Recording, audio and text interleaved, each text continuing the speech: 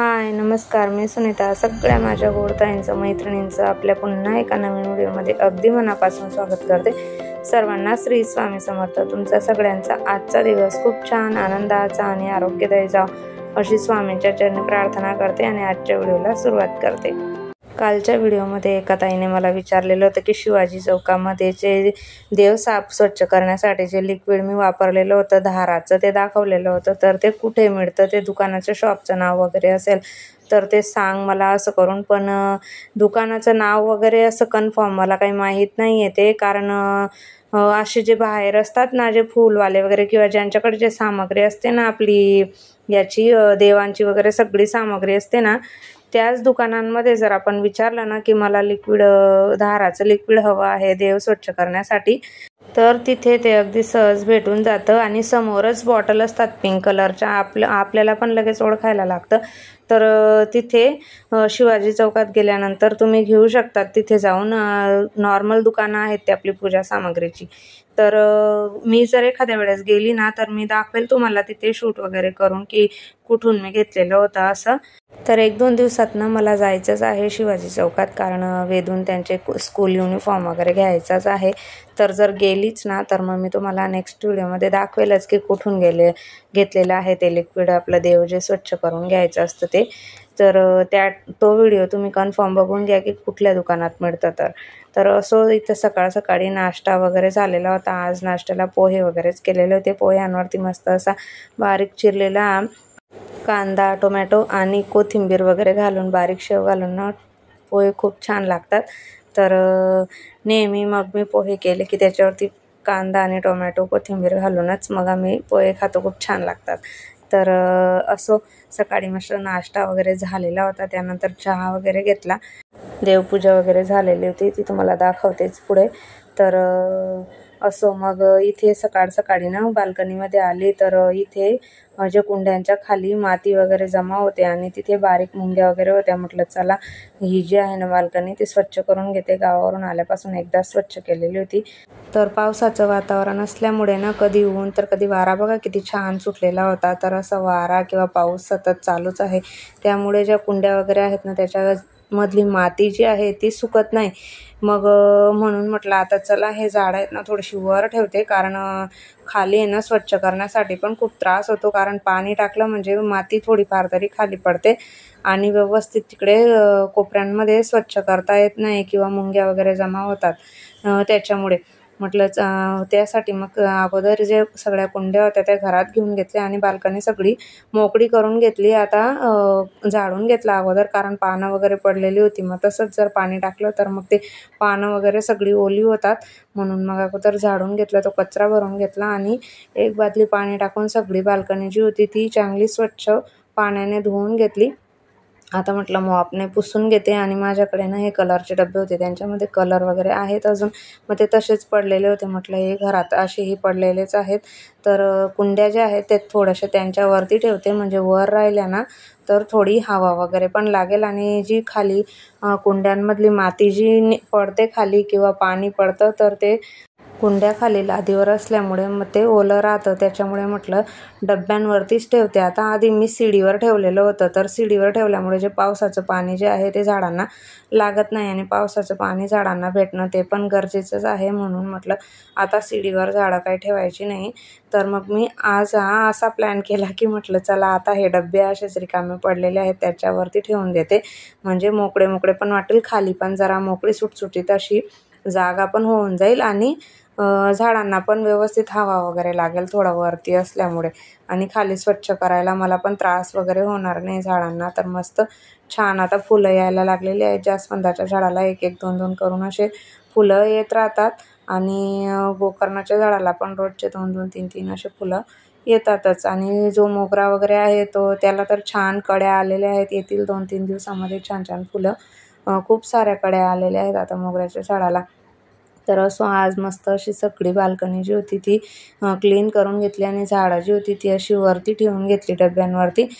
आणि पहिल्यापेक्षा ना झाडांची वाढ जी आहे ती जरा जास्त झालेली आहे. त्याच्यामुळे सगळं एकदम हिरवंगार असं वाटायला लागलेलं आहे आणि थोडे मोठे मोठेच झालेले आहेत झाडं. तर त्याच्यामुळे वर ठेवल्यामुळे जरा म्हटलं खाली थोडं मोकळं पण वाटेल आणि साफ स्वच्छ करण्यासाठी जी जागा आहे ती जरा मोकळी भेटेल, म्हणून मग सगळी झाडं जी आहेत ती अशी वरती डब्यांवर ठेवून घेतली. आता छान मोकळं असं वाटत होतं आणि जे फूल जे आलेलं होतं जास्वंदाच्या झाडाला ते इथं मस्त असं बाप्पांना वाहिलेलं होतं मी.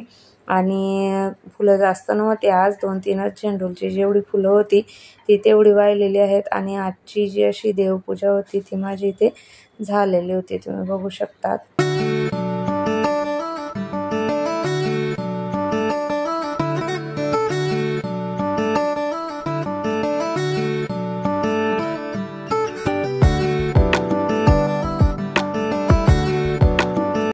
तर नाश्ता, बाल्कनीतलं सगळं आवरणं, देवपूजा वगैरे, कपडे वगैरे धुणं, हे ते सगळं कामं बाकीची झाल्यानंतर मग मी आलेली होती किचनमध्ये. तर आज मस्त म्हटलं काहीतरी मसालेदार असं बनवूया. किती दिवस झाले मसाल्याची भाजी वगैरे काही बनवलेली नव्हती, तर त्यासाठी मग इथे खोबरं वगैरे जे होतं ते अगोदर भाजून घेतलेलं होतं चांगलं. आणि खोबरं भाजून झाल्यानंतर मग कांदा चांगला भाजून घेतला चांगला. आणि मग त्यानंतर त्याच्यामध्ये टाकलेलं होतं धने पावडर, लाल तिखट आणि गरम मसाला आणि जिरं घातलेलं होतं. गॅस बंद केलेला होता कांदा चांगला भाजून झाल्यानंतर. आणि त्यानंतर मग याच्यामध्ये मसाले ॲड केलेले होते. आता सगळं ते तापलेल्या तव्यावरतीच याच्यामध्ये मी व्यवस्थित असं मिक्स करून घेतलं आणि ते थंड होण्यासाठी तसंच ठेवलेलं होतं. आता मिक्सरच्या भांड्यामध्ये सर्वात अगोदर खोबरं, लसूण आणि अद्रक हे जे आहे ते बारीक वाटून घेतलं, कारण त्याच्यामध्ये डायरेक्ट जर कांदे आणि याच्यात घातलं तर मग खोबरं लवकर बारीक होत नाही. त्याच्यामुळे सर्वात अगोदर मग मी ते मिक्सरमध्ये बारीक वाटून घेते. त्यानंतर मग जे कांदे वगैरे भाजून आपण मसाला तयार करून घेतलेला होता तो त्याच्यात घातला, एक टोमॅटो घातलेला होता आणि मिक्सरमध्ये ते सगळं जे आहे ते सगळं बारीक असं फिरवून घेतलेला होता मसाला. त्यानंतर मग गॅसवर कढई ठेवून त्याच्यामध्ये तेल घालून तो मसाला जो होता तो सगळा असा परतवून घेतला. चवीनुसार मीठ घालून आपला जो रस्सा होता त्याला छान अशी उकळी आल्यानंतर मग त्याच्यामध्ये जे बेसन पीठ होतं त्याच्या मी पाटोळ्या तयार करून घेतलेल्या होत्या, त्या याच्यात घातलेल्या आहेत. आणि 5 ते 7 मिनटं भाजी मस्त छान अशी शिजवून घेतलेली होती, तुम्ही बघू शकतात. याआधी मी त्यांची रेसिपी शेअर तुमच्यासोबत केलेली होती, म्हणून एवढी काही डिटेलमध्ये दाखवली नाही, फक्त दाखवलं की काय बनवलेलं होतं असं म्हणून. तर भाजी मस्त मसालेदार अशी माझी इथं तयार झालेली होती. त्यानंतर मग मी त्याच्यासोबत इथे बाजरीच्या ज्या भाकरी आहेत त्या बनवलेल्या होत्या. तर भाकरी इथे माझ्या मस्त टाकून झालेल्या होत्या, कारण मसाल्याची भाजी कुठलीही असू द्या त्याच्यासोबत बाजरीची जी भाकर आहे ती 1 नंबर लागते, खूप छान लागते. ज्यावेळेस तुम्ही मसाल्याची भाजी वगैरे करत असाल ना तर त्याच्यासोबत बाजरीची भाकर करून बघा, खूप छान लागते. आमच्या खानदेशात तरी करतात तसं मसाल्याच्या भाजीसोबत बाजरीच्या भाकरी. तर मस्त असा स्वयंपाक वगैरे माझा झालेला होता. स्वयंपाक झाल्यानंतर मग जेवणासाठी ना अजून थोडा वेळ होता. जेवायला काही कोणी आलेलं नव्हतं. म्हटलं थोडा वेळ आहे अजून जेवायला, तर मग जेवणाआधी जो किचन आहे तो संपूर्ण आवरून घेऊ, कारण जेवण झाल्यानंतर किचन आवरायला थोडा कंटाळाच येतो. आणि म्हटलं वेळ आपल्याजवळ आहेच, तर मग जेवणाआधी जी आपली जी कामं आहेत ती थोडीशी आवरून घेऊ, कारण जेवल्यानंतर थोडी कामं जी आहेत ती नकोशी वाटतात. म्हटलं चला अगोदर सगळी जी जेवण बनवण्यासाठी लागलेली जी भांडी होती ती सगळी भांडे स्वच्छ वगैरे करून घेतली. आणि मग किचन ओटा जो होता तो सगळा संपूर्ण धुवून घेतला, कारण गॅस वगैरे धुतल्याशिवाय आहे ना किचन स्वच्छच वाटत नाही. रोजची ती सवयच झालेली आहे की गॅस वगैरे धुवायची, आणि म्हणून मग धुतल्याशिवाय काही ते काम झाल्यासारखंच असं वाटत नाही. म्हणून मग सगळं संपूर्ण किचन जे होतं ते मी ते धुवून घेतलेलं होतं आणि सगळं पाणी जे आहे ते वायफरने काढून घेतलं. आणि त्यानंतर मग मस्त संपूर्ण गॅस वगैरे ओटा जो होता तो असा पुसून घेतला. कामांमागे कामं जर आपली होत राहिली ना तर मग बरं वाटतं, कारण एकदाचे जर कामं झाले आपले जेवणाआधी पटापट, तर मग लवकर जर कामं झाले तर थोडं आपल्याला पण बरं वाटतं की थोडं काहीतरी सकाळी लवकर उठल्याचा फायदा वगैरे आपल्याला झालेला आहे, की कामं वगैरे लवकर झालेली आहेत असं.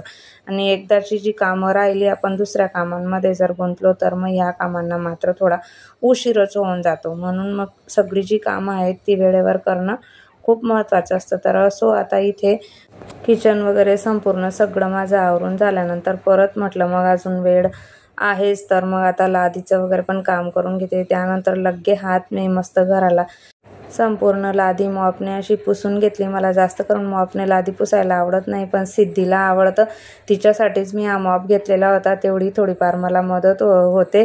तिनेच मला घ्यायला सांगितलेलं होतं की मम्मा मॉप घे म्हणून, कारण तुला पण थोडीफार मदत होईल, मी तुला पुसून देत जाईल अधूनमधून ज्या वेळेला वेळ नसला त्या टायमिंगला। तर मग म्हणून म्हटलं चला आता ही बोलते आहे तर म्हणूनच मग तिच्यासाठी मी हा मॉप जो आहे तो घेतलेला होता। नाहीतर मला फडक्यानेच लादी पुसायला आवडते, कारण काना कोपरा वगैरे आपण फडक्याने जर लादी पुसून घेतली ना तर मग व्यवस्थित अशी पुसली जाते।